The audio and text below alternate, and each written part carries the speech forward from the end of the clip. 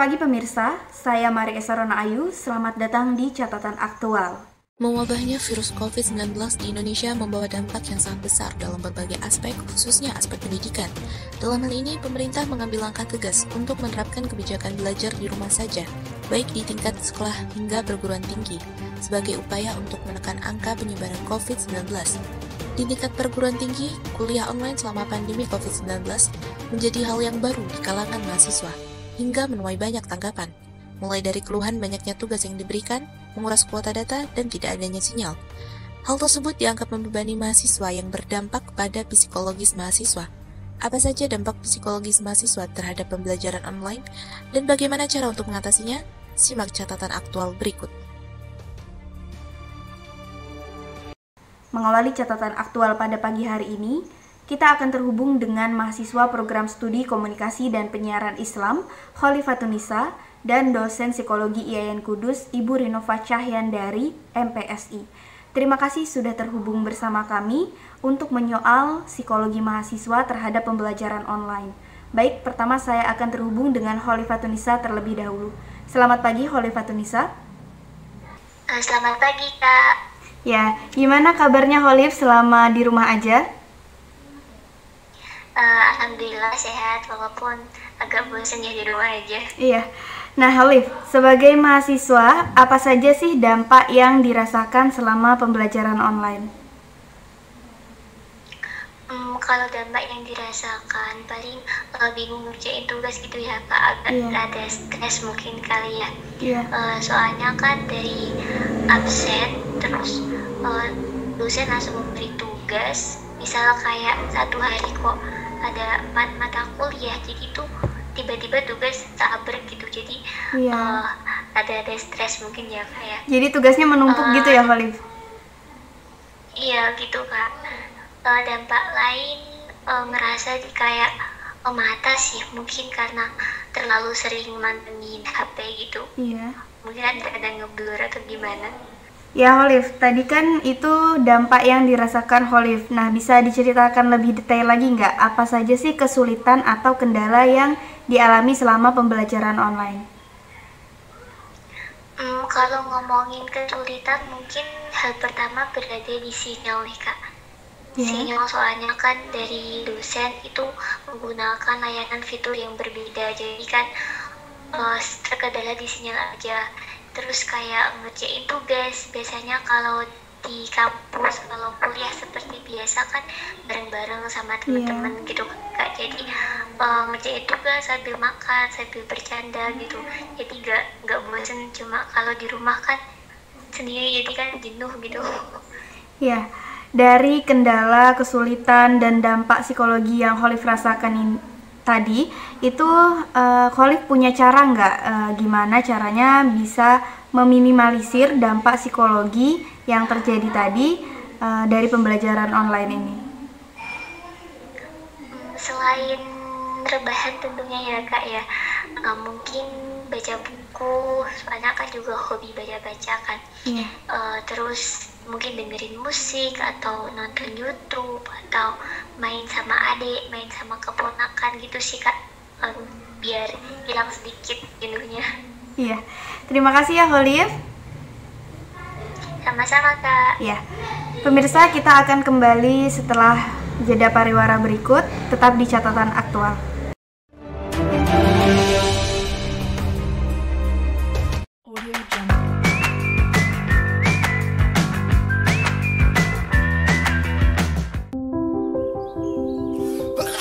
Tanpa disadari, virus dapat menyebar di sekitar kita melalui hal yang dilakukan sehari-hari. Virus tersebut dapat menular secara berantai, mulai dari satu orang ke orang yang lain, lalu ke orang lainnya lagi, hingga dapat menular ke banyak orang. Kita dapat mencegah penyebaran virus. Tutup hidung dan mulut ketika batuk atau bersin. Buang tisu bekas pakai ke tempat sampah tertutup. Cuci tangan pakai sabun sesering mungkin. Semakin banyak yang mencegah, semakin banyak yang terlindungi.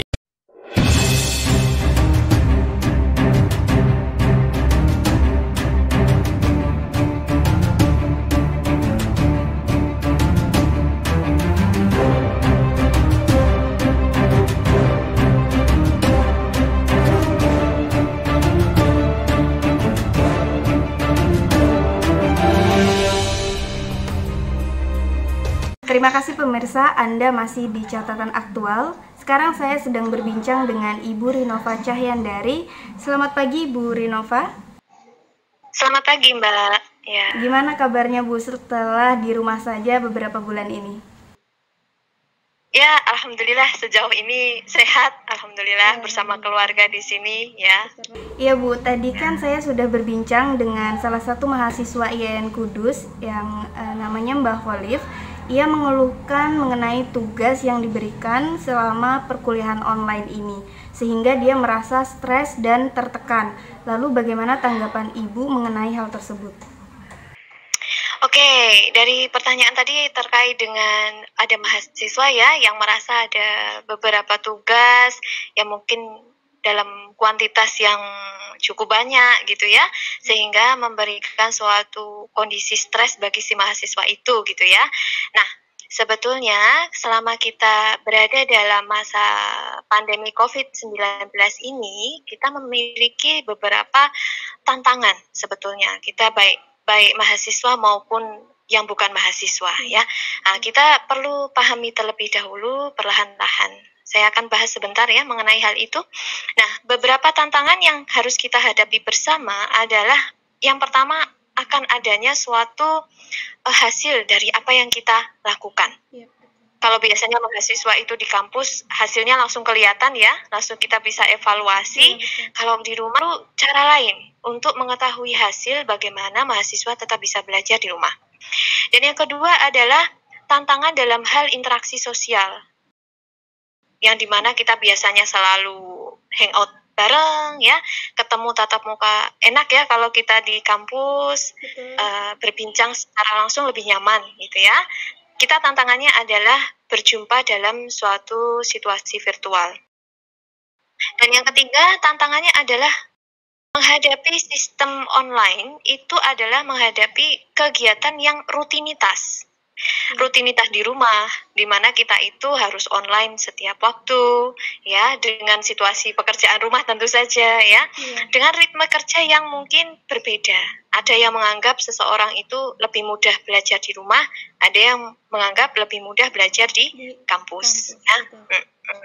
Dan ada juga mahasiswa yang merasa saya bisa untuk belajar di rumah, merasa punya kontrol atas situasi pembelajaran di rumah. Beda lagi kalau seseorang yang memiliki kesulitan dalam mengelola kontrol situasi, itu akan menimbulkan suatu kendala-kendala ke depannya. Nah, ya. Belum lagi kalau di rumah ada mungkin gangguan, ya. Gangguan macam-macam. Oke. Bisa dari punya saudara, ya, atau ada orang tua atau kakek nenek, ya. Atau ada pula ruangan yang biasanya tidak pernah digunakan untuk bekerja atau belajar. Jadi punya ruangan khusus untuk belajar yang nyaman secara online. Nah, ini merupakan tantangan-tantangan kalau yang terakumulasi, ini bisa menjadi sesuatu hal yang membuat menekan atau situasi yang menekan. Situasi yang menekan ini namanya stresor, oke? Nah, stresor itu sebetulnya berkaitan juga kan dengan yang namanya stres tadi kan. Nah, stres itu adalah respon kita dalam menghadapi situasi stresor itu. Nah, kenapa sih mahasiswa bisa mengalami stres?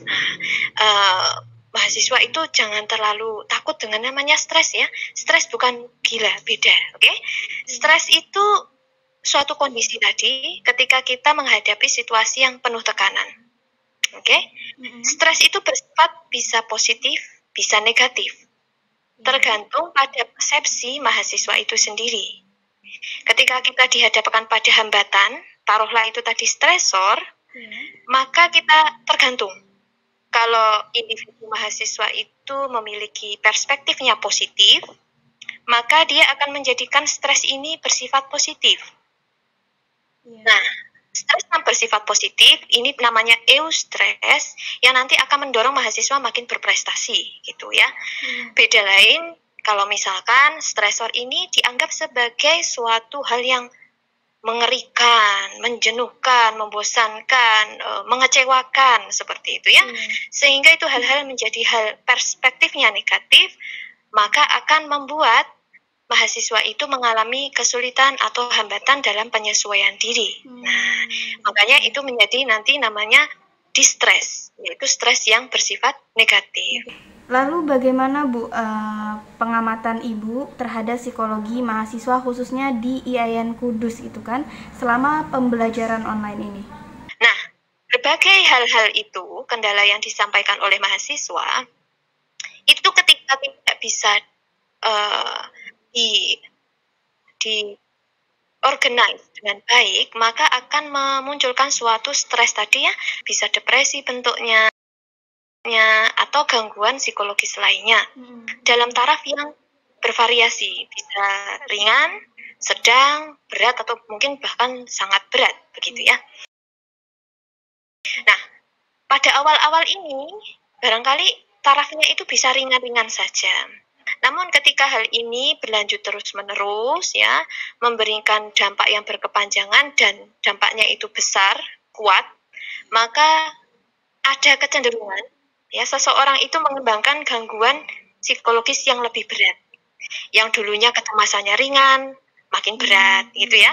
Yang dulunya depresinya ringan, makin berat lagi, atau malah memunculkan gangguan psikologis lainnya yang lebih bervariasi. Nah, tentu saja saya ingin sampaikan bahwa ini sifatnya adalah kecenderungan seseorang ya.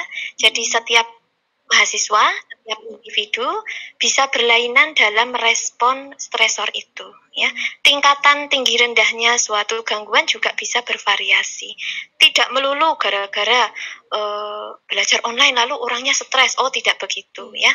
Tergantung dari individu itu sendiri bagaimana mengelola dirinya. Oke? Ya. Nah, yang terakhir Bu, adakah tips atau cara agar psikologi mahasiswa ini dapat stabil walaupun melakukan pembelajaran secara online? Oh iya, ada tentunya ya. Ada. Kita akan bahas mengenai tips-tipsnya ya. Tips dan triknya. Yang pertama ya tentu saja karena COVID ini merupakan satu hal yang baru, maka belum pernah dialami oleh semua orang ya. Seperti itu, dan ini sebagai bahan evaluasi kita bersama. Yang pertama kita harus mendekatkan diri sama Allah Subhanahu wa Ta'ala ya. Tingkatkan keimanan, tingkatkan ketakwaan ya. Ataupun misalkan kita menemui orang lain yang berbeda agama ya, meningkatkan keimanan dan ketakwaan kepada Tuhan Yang Maha Esa gitu ya.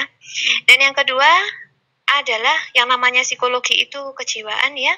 Secara umum adalah mari mencoba melatih olah pikiran, olah perasaan, dan tentu saja olah raga. Oke. Karena biasanya kalau kaum rebahan itu memang olahraganya minim ya. Olahraga jari ya. Oke, pakai laptop atau HP saja. Nah, ini perlu ditingkatkan olah pikiran, olah rasa, dan olahraga. Dan yang ketiga adalah melatih yang namanya komitmen ya, dan konsistensi dalam melakukan upaya-upaya positif ya, yang produktif juga ya. Yang keempat tuh kiranya kita bisa memperbaiki hubungan kita dengan orang sekitar kita, terutama adalah anggota keluarga kita sendiri dan teman-teman kita ataupun tetangga sekitar kita. Oke. Dan terkait dengan apapun yang dilakukan baik di rumah ataupun suatu saat mungkin tidak di rumah ya belajarnya, adalah terkait dengan planning, perencanaan. Itu harus diperbaiki ya. Karena kadang-kadang kita merencanakan aja kadang meleset ya, apalagi tidak direncanakan gitu ya. Belajar juga perlu direncanakan, planning ya. Terus apalagi organizing, diorganisasikan waktunya, ruangannya ya. Kalau misalkan baru bete, baru bad mood, apa ya yang sekiranya nggak bikin bad mood, disediakan ketika proses belajar. Oke. Actualizing yaitu actuating ya. Jadi mengaktualisasikan, melakukan pekerjaan atau proses belajar yang sudah diniatkan di awal itu tadi ya. Dan yang terakhir adalah controlling. Jadi jangan lupa mahasiswa itu bisa mengevaluasi diri, mengkontrol.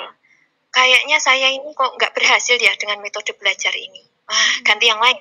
Oke, kayaknya kok saya nggak konsen ya kalau saya belajar di dalam kamar. Mungkin saya perlu belajar di